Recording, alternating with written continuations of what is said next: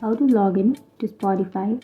So if you want to log into your Spotify account, then first of all open up your Spotify application, and now you can simply go for a login option which is on the bottom of your screen, and now it will take you to the login page.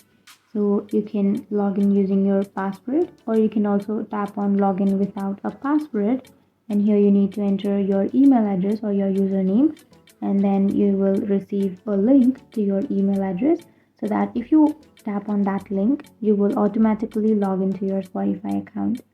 But if you don't have the access to the email address, then what you can do is simply enter your email and then enter your password, and after entering tap on login, and after tapping on login you will be logged into your account. So that's it. That's how you log into your Spotify account. And if you have any questions, feel free to comment below.